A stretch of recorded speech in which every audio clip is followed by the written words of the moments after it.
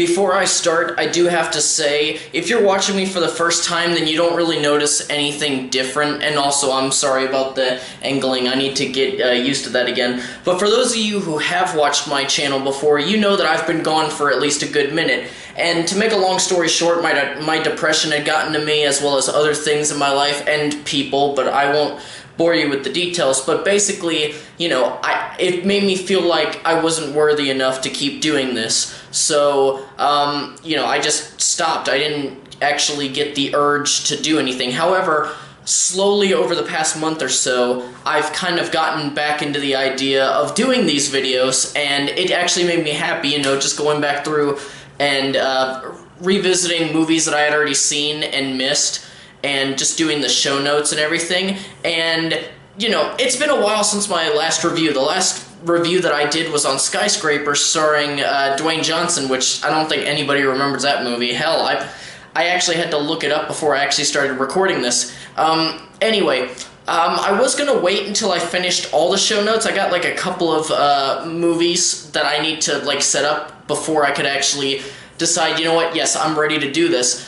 But earlier tonight, I watched a movie that made me really feel that urge to do a video again, and it's because my reaction to this film, well, I had the willpower to do it again because of what I had witnessed. So, without any more rambling about just random shit, let's go ahead and get into the review. Okay, so I fixed this, and I'm a little bit happier with this angle. I'll have to look back at some of my other videos and remember how exactly I did this, but now you get to see something in the background instead of just me and like a bunch of stuff that you can't see. But anyway, Glass is the long-awaited sequel of the East Rail 177 trilogy, which is what they're calling it, started by M. Night Shyamalan back in the year 2000, and it started with Unbreakable, which, if you're unfamiliar with it, I will link my review to that movie down below in the description.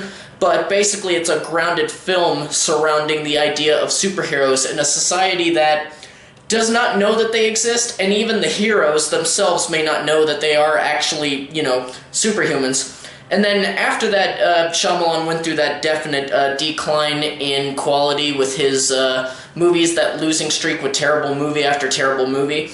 And then eventually he started doing a couple of smaller films that ended up being good.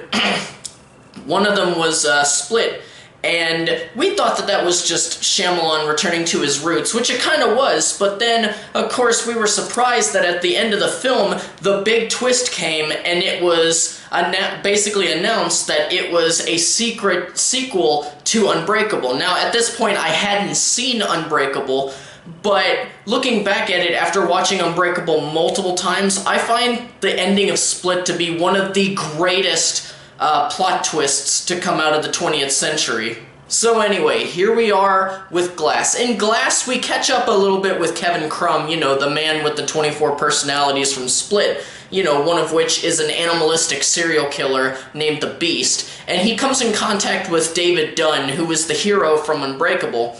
And, you know, without any spoilers, they end up in an insane asylum that also houses Elijah Price, the terrorist known as Mr. Glass, who is tied to David's past, you know, specifically in Unbreakable, no spoilers. Oh, sorry, I got something in my teeth. While they're in the facility, there's this psychiatrist who tries to convince the three of them that they are not superhuman in any fashion. And during this point, Elijah and Kevin decide to team up and cause chaos. And of course, the only person who can stop them is David himself. And just as a quick summary before I get to my overall thoughts, I personally think that Unbreakable is a masterpiece and one of the greatest superhero movies of all time ever made. And I thought that Split was really good on its own. I thought that it was a very serviceable movie. Very serviceable. And then, of course, you know, the ending showed up, and then I thought, okay, this is confusing. I don't know what this is. Then I went to see Unbreakable, and then I thought, okay, you know, okay, I'm just rambling. And actually, you know what? I'm going to go ahead, once I'm done with everything, I'm going to link my review to Split in the description, because I actually think that was the first, if not one of the first, reviews that I ever did on this channel. And, of course, Glass itself was in my top 5 most anticipated movies of 2019, so I was pretty excited going in. Now, before I actually start, for the new people, the way that I always do this, with my thoughts, I do a pro and con list. So, you know, pro is obviously the good stuff, con being the bad stuff. Usually I do the pros first, and that's what I'll be doing here. Sometimes I'll change it up, but we'll just see how it goes in future videos. But anyway, let's go ahead and get into my pros. James McAvoy returns as Kevin and those 24 respective personalities, and he is truly a powerhouse. My favorite part of the entire film. It was his greatest role back in 2016, and he's still great now. I would even suggest that his performance in Glass is even better, given the fact that he's able to showcase a lot more of his personalities. Looking at the credits, they actually did this really cool thing where it started with his name, but it listed every single personality, and right in the middle it showed James McAvoy's name. I'm pretty sure I counted at least 20, so they may have actually done every single personality listed, but just the way that he seamlessly transfers from one to the other with the facial cues and the body language used in the transitions, which I touched on in my Split review. It's one of my favorite performances ever. I still think that it's Oscar worthy, but you know, they didn't show Split or Glass during the awards season, you know, where the movies come out and it's like, hey, you know, this movie, consider it for the Oscars, but, you know, they were never going to do this anyway, so, you know, sadly, he's never going to get an award for this, even though I would argue that it's the best performance all year. Bruce Willis actually gave a damn for once. He gave one of the better performances that he has in the past few years, his best performance since Looper, and I personally think that him in that same role in Unbreakable is his greatest performance ever. And I know that's probably not an opinion shared by most people, but that's just what I think. And I did have an issue with his character, but I will get into it a little bit later in the cons. Samuel L. Jackson also returns as Mr. Glass, the title character. Once he decides to do anything in regards to the plot overall, it is awesome. It actually reminded me a lot of excuse me, it's been a while since I talked this much in front of a camera. It reminded me a lot of his Unbreakable performance, though I would say maybe he comes across as a bit more intelligent and sophisticated, and yes, definitely a bit more insane. But really, and actually I'll go ahead and throw in a con right here, but he doesn't do anything for the longest time, and it baffles me that he's the title character, and where, you know, the majority of the plot is focused solely on Kevin and the personalities. The first 20 to 25 minutes are just amazing. It felt like it was very faithful to what Unbreakable was, which was that grounded superhero movie that is a bit slow and methodical, but I really loved it. And when David and Kevin first face off, I was really happy to see these two beings who were just super strong savagely throwing shit at each other, trying to choke each other out, and just all the punches. And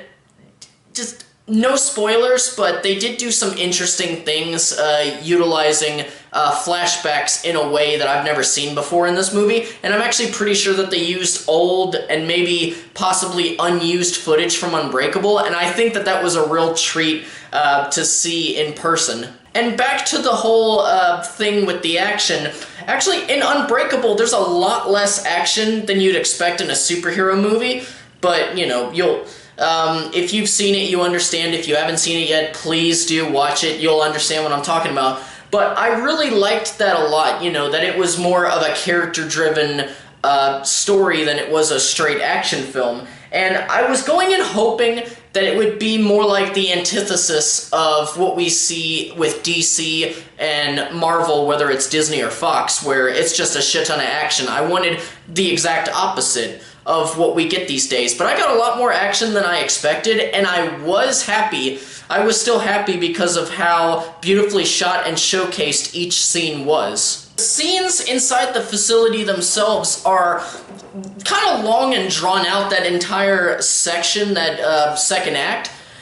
And maybe it wasn't all that I wanted to see, but I was really interested in what they were doing with the characters, especially when it came to the psychiatrist who was played by Sarah Paulson. The way that she handled the interviews with each main character, trying to convince them that they were not, in fact, superhuman. I thought that the ideas brought up were really compelling and understanding, and although Paulson's performance was good, and I'll go ahead and throw in another con right here, late in the film, I began to hate her character a little bit, and it's for a reason that I really cannot say without getting into major spoilers. And you know what? I'm going to go ahead and start in my cons, because there's a lot about this movie that I really do not like. Now we're starting with the third con already, but the first thing I want to touch on, now that we're actually in the con section, is an issue that I had with David that I mentioned earlier.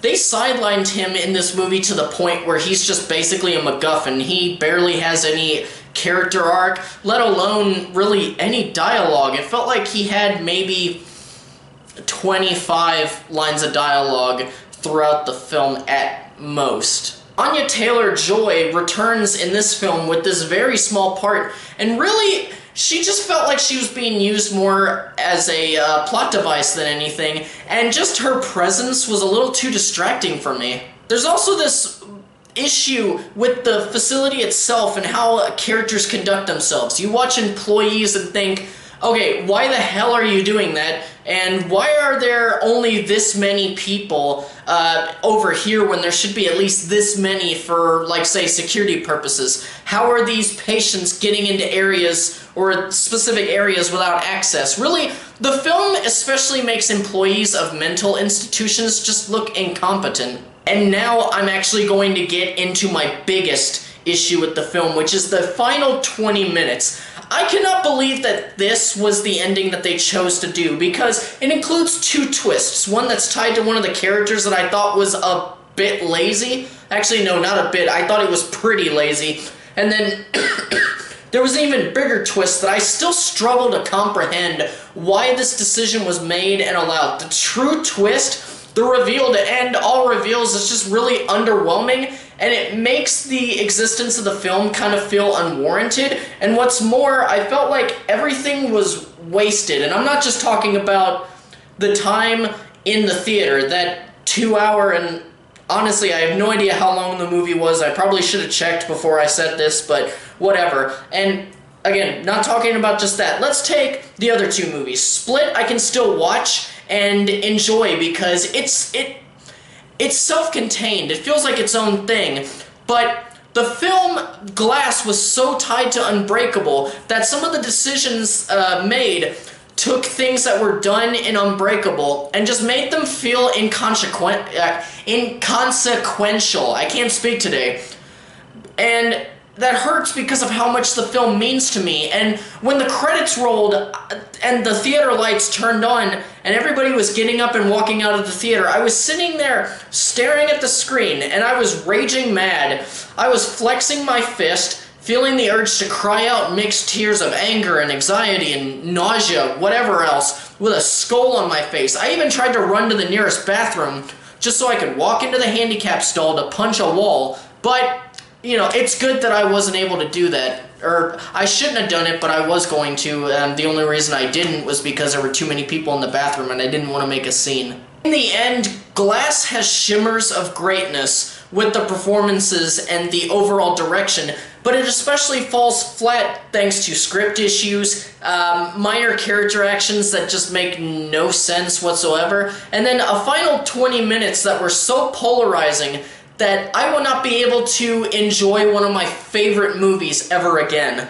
And those are all my thoughts on the movie Glass. I'm sorry if this review was a little uneven and, you know, I don't know, think of some other words. I can't think of any right now. But honestly, I'm just starting this back out. I'm not used to this anymore, but really, I feel better that I'm doing this. I actually didn't realize just how much I missed this. I enjoy just sitting here and just talking about film and like how much it means to me as an art form, and I will definitely be doing more in the near future. I'm not going to start pushing out more reviews just because I missed everything. I'm gonna have to do it in a way that makes sense and to where I don't overpower myself and become exhausted. So I don't know, I'll talk about how I'm gonna do it in the future, but really everything's ready. I just need to find a way to do it without hurting myself. But anyway,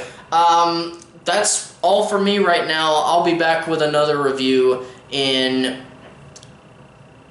Actually, I don't even know. I don't even remember how I did my outros. So, I'm gonna figure that out and just go. Oh, I do have to say one thing. This was the shirt that I was wearing. You know, I have two modes, empty and full. And I didn't realize how much I would really need this shirt. Because after watching Glass, this is how I feel. Okay, that's it. Bye.